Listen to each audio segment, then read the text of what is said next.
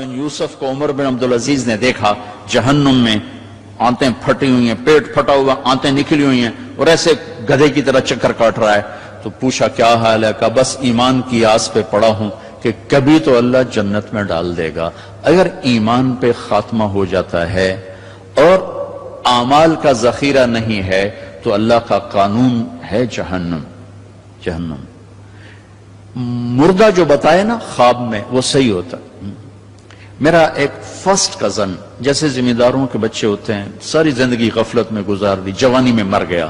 بس وہ نمازیں اس نے پڑھی جو کبھی میں کھینچ کے مسجد میں لے گیا، یا پھر عید کی 2 نمازیں، اس کے علاوہ مجھے یاد نہیں. تو میں نے خواب میں دیکھا، میں نے کہا کیا حال ہے؟ تو اس نے کہا آگ کے تندور میں ہوں، آگ کے تندور میں ہوں. اب میرا تو خون، میرا تو چاچے کا تائے کا بیٹا، مجھے تو آگ لگ گئی. میں اس کے لیے پڑھنا شروع کیا، پھر حج کا انتظام کیا.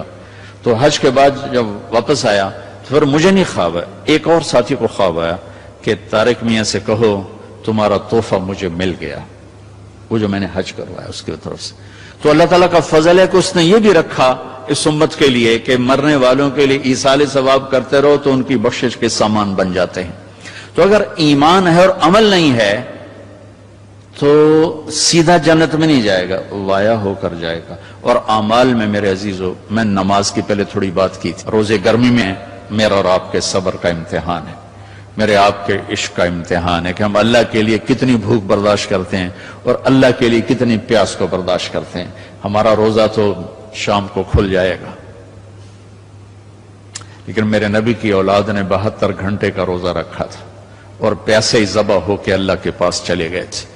اور قیامت تک کے آنے والے انسانوں کے لیے عذر کے دروازے بند کر دیے تھے کہ وہ تو رمضان بھی نہیں تھا، پانی سامنے تھا، لیکن درندوں نے پانی روک دیا. حسینی قافلے کی بات کر رہا ہوں.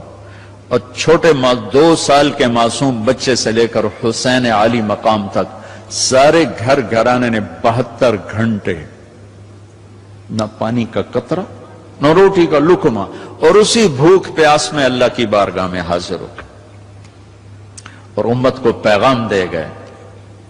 عاشق ہوں میں عشق کماں میں دل رکھیں وانگ پہاڑوں ہو، سہ سہ بدیاں ہزار علامے کر جانے باغ بہاراں ہو. منصور جے چک سولی دیتے جڑے واقف کل اسراراں ہو. سجدیں سر چائیں نبا ہو توڑے کافر کہن ہزاراں ہو. عاشق سوئی حقیقی جڑا قتل معشوق دے مننے، سر نو جوڑے تے مکھ نہ موڑے پمیں 100 تلواراں کھنے.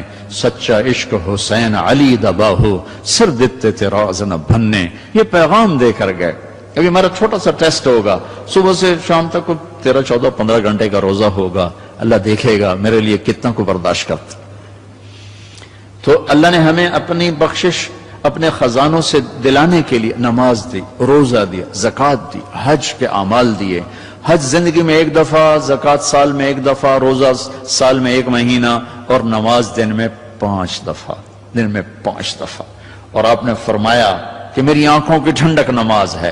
اور اللہ نے آسمان پہ بلا کے 50 نمازیں دیں. 50. اللہ کو پتا ہے 5 دینی ہے، اللہ کو پتا ہے انہیں 5 نہیں پڑھنی ہے، 50 کی تو پڑھنی ہے، ٹھیک ہے، لیکن اللہ 50 دے رہا ہے. اور میرے نبی کا مقام رضا ہے، تسلیم ہے. میرے نبی نے نہیں عرض کی یا اللہ اب یہ 50 کیسے پڑھیں گے؟ کہ ٹھیک ہے میرے رب میں راضی ہوں. واپسی ہو گئی. جب اللہ میں نے یہ کہیں پڑھا نہیں واضح کر دوں، لہٰذا میری بات غلط بھی ہو سکتی ہے 100% اور ٹھیک ہونے کا بھی امکان موجود ہے. کہ جب اللہ پاک نے دیکھا کہ میرا نبی تو تسلیم و رضا پہ وہاں پہنچ گیا ہے کہ سوال ہی نہیں کیا کہ یا اللہ انہیں 50 کتوں پڑھنی ہے، تو انہوں نے موسیٰ علیہ السلام کو آگے کھڑا کر دیا. ہوگا. میں اس لیے کہتا ہوں کہ میرے پاس اس کا کوئی ثبوت نہیں، میرا اپنا ذاتی ایک ذوق. آگے 6ٹھے آسمان پہ موسیٰ علیہ السلام کھڑے تھے. یا رسول اللہ ملاقات کیسی رہی؟ کہ بڑی اعلیٰ. کیا ہوا؟ کہ 50 نمازیں. ان کا تو کہیں پڑھنی ہی لے، واپس جاؤ تھوڑیاں کراؤ.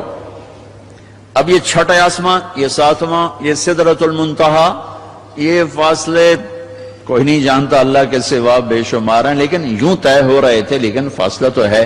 واپس گئے تو اللہ نے 5 گھٹا دی، 45 نہیں گھٹائیں. اچھا بھائی میرے حبیب 5 کم کر دیتے ہیں. آنا جانا 9 دفعہ واپس بھیجا. 9 5 45. واپس جائیں یا رسول اللہ، واپس جائیں یا رسول اللہ، واپس جائیں یا رسول اللہ، اور ہر دفعہ 5 5 5 5۔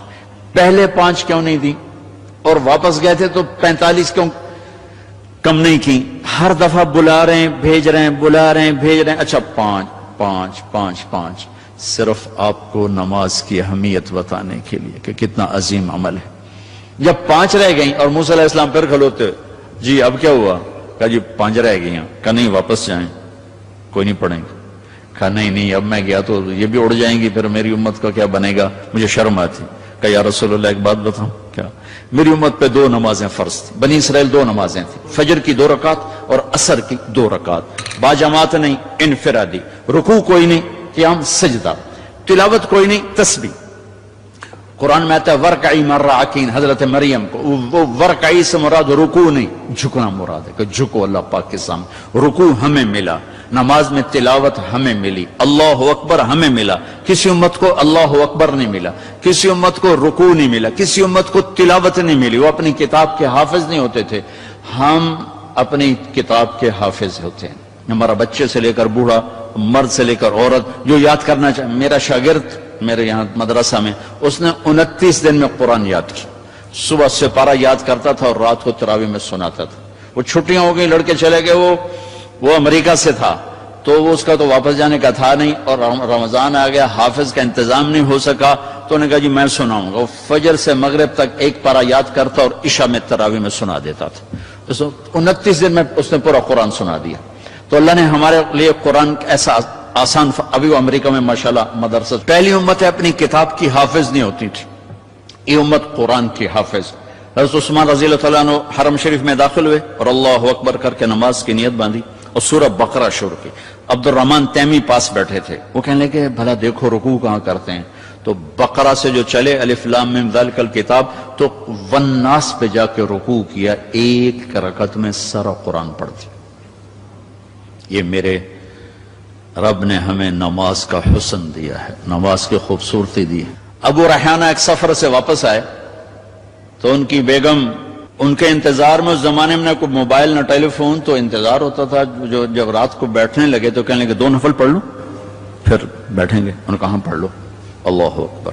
جو شروع ہوئے چلتے چلتے چلتے چلتے فجر کی اذان پہ جا کے 2 نفل ختم ہوئے۔ تو کہنے لگے ابو ریحانہ اما لنا من کا نصیب، میرا کوئی حق نہیں تھا؟ کہنے لگے مجھے معاف کرنا، میں بالکل بھول گیا، مجھے یاد ہی نہیں رہا۔ کہنے لگے اللہ کے بندے، ایک کمرے میں بیٹھے ہوئے اور تم سفر سے واپس آئے ہو، انہوں نے کہا میں بھول گیا، سانو تو نمازاں تنگ کیتے رکھ دین وچ نماز دے یاد آ رہی، اور ایک کمرے میں تمہیں یاد کیسے نہیں آئی؟ کہنے لگے جب میں نے قرآن شروع کیا تو جنت میرے سامنے ایسی آئی کہ مجھے بھول ہی گیا کہ میں کہاں کھڑا ہوا۔ ہماری یہ نماز چاہے نہ بنے، چاہے یکسوئی والی نہ بنے، لیکن ہمیں سجدے کا حکم ہے۔ اگرچہ بت ہیں جماعت کی آستینوں میں، مجھے ہے حکم اذان لا الہ الا اللہ۔ وہ بت میری اپنی آستین میں بھی ہوں گے تو بھی مجھے سجدہ کرنا ہے۔ میرا دل ٹکے نہ ٹکے، مجھے ماتھے کو زمین پہ ٹیکنا ہے اور مجھے اپنے اللہ کے سامنے جھکنا ہے۔ تو موسیٰ علیہ السلام نے کہا 2 نمازیں نہیں پڑھ سکے، 5 کیسے پڑھیں گے؟ کہ بس جس کا نصیب ہے وہ پڑھے گا، میں واپس نہیں جاؤں گا، میں لے کے جاؤں گا۔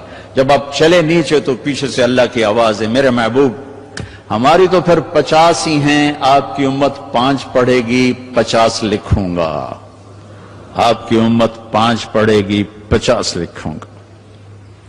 تو ہمیں اللہ نے کتنے ہمارے لیے رحم و کرم کا دروازہ کھولا کہ ایک ہمیں نماز جیسی دولت دی، پھر اس کو باجماعت مسجد کے ساتھ جوڑا، مسجد کی دوڑ لگانے کو کہا، ایک نماز سے دوسری نماز کے درمیان گناہوں کی معافی کا اعلان کیا، ایک جمعے سے دوسرے جمعے کے درمیان گناہوں کی معافی کا اعلان کیا، فجر سے ظہر تک کے درمیان جو کچھ ہوا ظہر پڑھی اللہ نے معاف فرما دیا، عصر کے تک جو کچھ ہوا عصر پڑھی اللہ نے معاف فرما دیا، مغرب پڑھی معاف، عشاء با جماعت پڑھ کے سو جاؤ، فجر مسجد میں جا کے پڑھو، ساری رات تہجد لکھی جائے گی۔ ایک آدمی تہجد نہیں پڑھ سکتا، کمزور ہے، عشاء با جماعت پڑھ لے، فجر با جماعت پڑھ لے تو ساری رات تہجد میں لکھی جائے گی، ساری رات اس کی عبادت میں لکھی جائے گی۔